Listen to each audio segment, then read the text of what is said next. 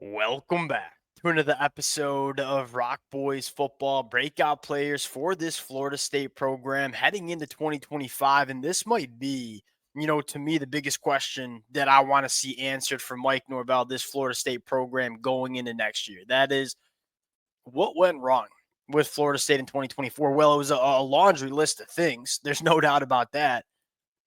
I think the biggest thing that went wrong is, hey, we were not recruiting the high school ranks the way we should have been, and we certainly were not developing the talent that we recruited from the high school ranks.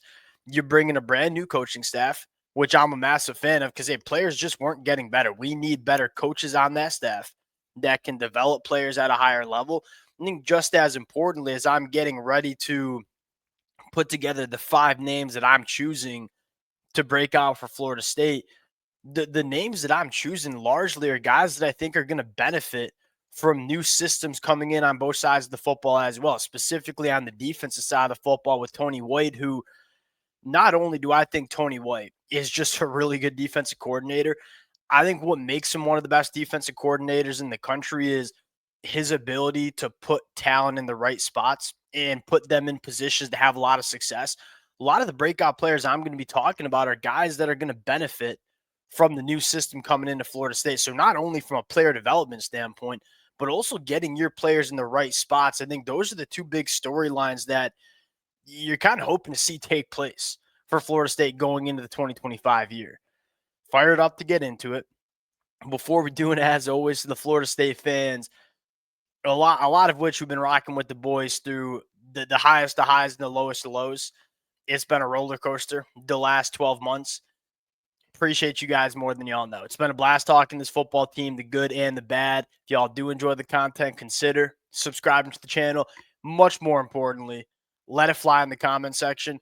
We say this for every episode we do about it. If you all are watching some Florida State football talk in February, chances are y'all got some names for me in the comment section. So let it fly, fill it up. Without further ado, let's get into it. And I want to start with Amari Williams. You talk about one of the biggest benefactors of a new scheme on defense is Amari Williams, who, when you talk about Amari Williams, this was a guy that was a reclass guy. So he was supposed to be a 2025 guy, reclassified to 2024, got on the football field early for Florida State at the tight end position. Now going to be making the move to that edge rusher spot, probably going to play that jack linebacker spot in this Tony White defense. There's probably not a better position fit. When we talked about this kid when he committed to Florida State, we said, that stand-up outside linebacker that can rush the passer off the edge, drop back into some shallow zones, have the athleticism to play in space. There's not a lot of guys that can do that, who can rush the passer at an elite level, but also have the athleticism to drop out in space and be able to operate in space, operate in zone coverage. Amari Williams, he's one of those freaky athletes that can, and he's got to put on a little bit more weight, listed at 6'4", 219. I think he's probably going to play closer to 240 next year, especially if you want to play that jack linebacker spot. He's got plenty of frame to do so. He's still a very young kid that should be a true freshman for Florida State. If he puts on the necessary weight and he has the adequate physicality to play along the line of scrimmage at that jack linebacker spot, this kid's going to be freaking awesome. We're talking about an 11-second 100-meter dash, an elite first step, all the length that he needs to be an elite pass rusher. He's going to give tackles problems with the athleticism that he brings to the table. I think the bigger question is, hey, are we physically ready to play that jack linebacker spot? And if he is, I think he has the chance to be one of the better players on this Florida State defense, assuming that transition to the defensive side of the football goes smoothly. And I think it will, because this kid is a kind of a one of one in terms of an athletic standpoint. Number two, let's go to the tight end position, talk about Landon Thomas. Tight end position was a problem for Florida State last year. The big question for me with Landon Thomas, especially with this Gus Malzahn offense, is, hey, if you want to play tight end for Florida State in 2025, you got to be able to run block. Probably wasn't quite ready during his freshman year, which is not all that rare for true freshman tight ends. The biggest growing pain that these young tight ends go through is, hey, can you get it done at the point of attack? Going into year two, you feel better about Landon Thomas doing that. matchup nightmare difference maker as a pass catcher. And so if you get Landon Thomas going into year two, a guy that can hold up and be an asset in the run blocking department, he's going to be one of the bigger assets in the pass catching department.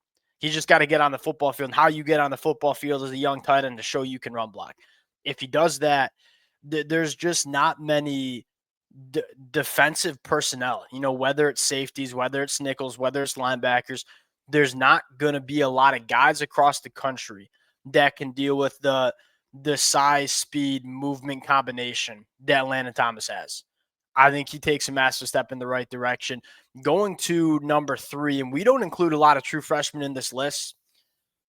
You have to include Kevin Wynn, who I think might be, and I know this is kind of an outlandish comment here, but I'm going to say it anyways.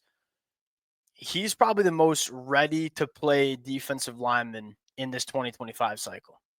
6'2", 340. He is a guy that, especially talk about Tony White defense, can play the 3-tech. I think is certainly, and we don't say this very often for freshman defensive linemen, he's ready to play that 0, to play that nose. This dude is the definition of a fire hydrant body that is extremely powerful at the point of attack. Him and Daryl Jackson, that to me should fire up a lot of Florida State fans, because those two could be some of the better interior defensive linemen that you see in the ACC this year. It's going to be a really important position, because you talk about what Tony White wants to do, especially with that, that 3-3-5, 3-4 base, 3-down lineman base. You have to have your guys on the line of scrimmage be able to do the dirty work. Yeah, you want them to be difference makers, but they got to eat up double teams, letting those second-level defenders kind of come downhill and fill gaps. I think Kevin Wynn can do that. He's the ideal body to do that, because he's short. He's a stumpy, and I mean that in a very endearing way. He can play with low pads. He can win at the point of attack. My biggest concern with Daryl Jackson is Daryl Jackson's a freak, really, really strong, but he's a little bit taller, which makes it harder for him to play with really, really good leverage. Kevin Wynn, man, this dude is a fire hydrant that will be able to play with good leverage, and these kind of bodies are massive for what Tony White wants to do, because you go back and look at Tony White, the success he had at Nebraska, Nash Hutmaker, and Ty Robinson. Those were the guys that they were the engine to that defense. If you didn't have guys like Ty and Nash, and you saw this because Nebraska didn't have a ton of depth. So when Ty and Nash weren't on the football field, that Nebraska defense struggled a little bit.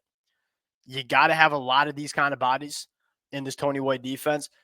Kevin Wynn, a guy that I think needs to play a massive role in the Florida State defense early in his career. And this kid is he's one of my favorite kids in this 2025 class. I'm buying all the Kevin Wynn stock I can. Number 4. And I've been very critical of some of the high school evals from Mike Norvell in Florida State. Quandarius Jones was not one that I had a problem with, and he is blossoming into a really good boundary cornerback. You took a risk on a guy from the state of Mississippi who went 6'2", buck 85, ran like the wind, had an elite track and field background, two-way athlete from the state of Mississippi, a little bit raw as a football player. Got better his first 2 years. And again, if there's one part of that Florida State team that was developing players at a high level, is in the back end, Pat Surtain. Quandarius Jones could be all ACC guy. I think a lot of the national media is going to be talking about how do you replace Fentrell Cypress and how do you replace A.Z. Thomas, some guys that were good players for Florida State. There's so much talent in this boundary cornerback room. I think Quandarius Jones is going to be one of the starters. You talk about guys like Kai Bakes or Charles Lester. I don't know if I go as far as say it's going to be a better unit than it was in 2024. I don't think there's going to be a drop-off that a lot of people are going to predict. And I think Quandarius Jones, a guy that, look at the definition of a laboratory boundary cornerback, you're going to get a guy that has the specs of Quandarius Jones. We knew he was a raw football player. Now he's going into year 3 of his college football career, has taken those steps clearly, started the last 4 games for Florida State. You're looking at potentially an all-ACC defender. Number 5 on the list, and a guy that I feel like we all just kind of forget about that I think could be really good in the Gus Malzahn offense is Jalen Lucas. Why am I buying stock in Jalen Lucas? One, because I think he's a really talented football player when he's in positions that suit him. The problem or the tricky part with Jalen Lucas is he's not necessarily an all-purpose running back. He is not necessarily a slot wide receiver. He can do all of those things. Can you find a role for him in this Florida State offense that can put him in positions to be successful, aka, hey, can we get him out in space with the football in his hands? Well, guess what? Gus Malzahn's really good at doing that. You look at the Gus Malzahn offense, yeah, we want to run the football, but we want to run the football in a lot of different ways. You'll see some traditional, but you'll also see some end arounds. And I think Jalen Lucas, if you want to get creative in your run game, Jalen Lucas is your guy. And then you can talk about, you start him out in the backfield, split him out wide, get a linebacker on him in man coverage. There ain't a linebacker in the country that can deal with Jalen Lucas as a pass catcher. I have a ton of confidence in Jalen Lucas in terms of his abilities. Can we put him in spots for him to be successful? And I think between Mike Norvell and Gus Malzahn, two offensive minds that I have a lot of confidence in, I think we're going to be able to do that with Jalen Lucas. I don't think he leads Florida State in pass or receiving yards. I don't think he leads Florida State in rushing yards, but I do think he can be a guy that you can put in different situations to really help this Florida State offense be explosive in the 2025 year. A lot of different names you could go with. I mean, Deuce Robinson, I would argue, is a breakout candidate. You saw the flashes of him at USC, but you didn't really see him break out. Certainly could break out for Florida State. A lot of different names you could go for. Those are my 5 names that I'm looking at during spring practice, going into fall camp. We'll continue to update this conversation.